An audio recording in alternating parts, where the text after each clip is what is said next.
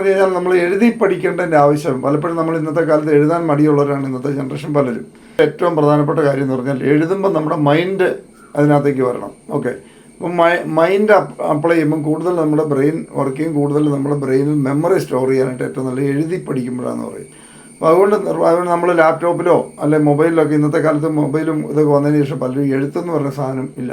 പണ്ടത്തെ കാലത്ത് നമ്മളെല്ലാം കാരണന്മാർ പറഞ്ഞിരുന്നു, ഇടാ എഴുതി പഠിക്കണം, അല്ലെ ഉറക്ക വായിക്കണം. ഉറക്ക വായിക്കണതിൻ്റെ ആവശ്യം എന്നാ? ഉറക്ക വായിക്കുമ്പോൾ കുറച്ചുകൂടെ നമ്മൾ പറയുമ്പം വീണ്ടും ആ സൗണ്ട് വീണ്ടും ചെവിയിലൂടെ വീണ്ടും അകത്തേക്ക് ബ്രെയിനിൽ സ്റ്റോർ ചെയ്യുന്നൊരു പ്രോസസ്സാണ് എന്ന് പറയുന്നതിലാണ് എഴുതി എഴുതുമ്പോൾ മൈൻഡ് വർക്ക് ചെയ്താൽ മാത്രമേ എഴുതാൻ പറ്റുള്ളൂ.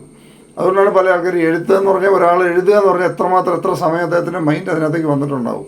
അപ്പോൾ അതുകൊണ്ടാണ് എഴുതി പഠിക്കണം എന്നൊക്കെ പറയുന്നതിൻ്റെ കാരണം. അപ്പോൾ എഴുതുക നിങ്ങൾ ഓരോരുത്തരും നമ്മൾ എഴുതി പഠിക്കുക. അപ്പോൾ കൂടുതൽ നമ്മൾ ഈ പഠിച്ച കാര്യങ്ങൾ ഓർത്തിരിക്കാനായിട്ട് സഹായിക്കും. അതുപോലെ തന്നെ എപ്പോഴും ഓർത്തിരിക്കുക, ഈ എന്തെല്ലാം നോളജ് ഉണ്ടെങ്കിലും നമുക്ക് നമ്മുടെ എക്സിക്യൂഷനാണ് ഏറ്റവും പ്രധാനപ്പെട്ട ഒരു കാര്യം. എനിക്കറിയാവുന്ന ധാരാളം ആൾക്കാർ വളരെ നോളജബിൾ ആയിട്ടുള്ള ആൾക്കാരുണ്ട്. നോളജ് ഈസ് പവർ എന്നാണ് നമ്മൾ പലപ്പോഴും കേട്ടിരിക്കുന്നത്. നോളജ് ഈസ് നോട്ട് പവർ എന്നാണ് പറയുന്നത് ശരിക്കും പറഞ്ഞാൽ. അതായത് നോളജ് ഈസ് പവർ നമ്മൾ പലപ്പോഴും പല കോട്ടുകളൊക്കെ നിങ്ങൾ വായിച്ചിട്ടുണ്ടാവും. പക്ഷേ എപ്പോഴും അറിഞ്ഞിരിക്കേണ്ടത് knowledge is not power, execution is power. നോളജിനെ ശരിക്കും പറഞ്ഞാൽ ഒരു പൊട്ടൻഷ്യൽ പവർ എന്ന് പറയാൻ പറ്റും. Knowledge is potential power, but knowledge is not power, execution is power. അപ്പോൾ എക്സിക്യൂട്ട് ചെയ്യുക എന്നുള്ളതാണ്. അതായത് ശരിക്കും പറഞ്ഞാൽ ഒരു നല്ല ഇപ്പോൾ വലിയ കമ്പനികളിലൊക്കെയാണ് തന്നെ നല്ലൊരു ടീം ആണെന്നുണ്ടെങ്കിൽ നല്ല ശരിയായ രീതിയിലുള്ള എക്സിക്യൂഷൻ നടത്തുന്നവരാണെങ്കിൽ അവരാണ് വിജയിക്കുന്നത്. നല്ല പ്രൊഡക്റ്റ് അല്ലെങ്കിൽ പോലും ഏറ്റവും ബെസ്റ്റ് പ്രൊഡക്റ്റ് നമുക്ക് കിട്ടിയിട്ടുണ്ട്, ഏറ്റവും ബെസ്റ്റ് ഓഫ് ദ ബെസ്റ്റ് സാഹചര്യങ്ങളുണ്ടെങ്കിലും എക്സിക്യൂട്ട് ചെയ്യുന്നവർ അതിനെ എഫിഷ്യൻ്റായിട്ട് എക്സിക്യൂട്ട് ചെയ്തില്ല എന്നുണ്ടെങ്കിൽ ആ പ്രൊജക്റ്റ് വിജയിക്കത്തില്ല. ഏത് പ്രൊജക്റ്റും എങ്ങനെയാണ്, എക്സിക്യൂഷനാണ് ഇമ്പോർട്ടൻ്റ്. ആശയങ്ങളൊക്കെ ആർക്ക് വേണമെങ്കിലും കൊണ്ടുവരാൻ പറ്റും.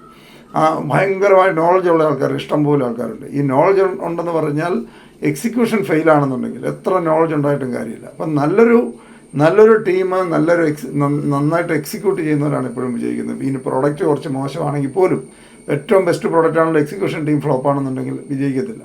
അപ്പോൾ നമ്മളെപ്പോഴും ഒരു സൈഡിൽ നോളജ് അക്വയർ ചെയ്യുക, അതോടൊപ്പം തന്നെ ഇത് എക്സിക്യൂട്ട് ചെയ്യുക, പ്രാവർത്തികമാക്കുന്നതാണ് ഏറ്റവും പ്രധാനപ്പെട്ടത്. സക്സസ് എന്ന് പറയുന്നത് എപ്പോഴും മനസ്സിലാക്കുക, നമ്മൾ നല്ല ജഡ്ജ്മെൻറ്റിൽ നിന്നാണ് നല്ല സക്സസ് ഉണ്ടാക്കുന്നത് പറയും. നല്ല ജഡ്ജ്മെൻറ്റ് എങ്ങനെ ഉണ്ടാവും?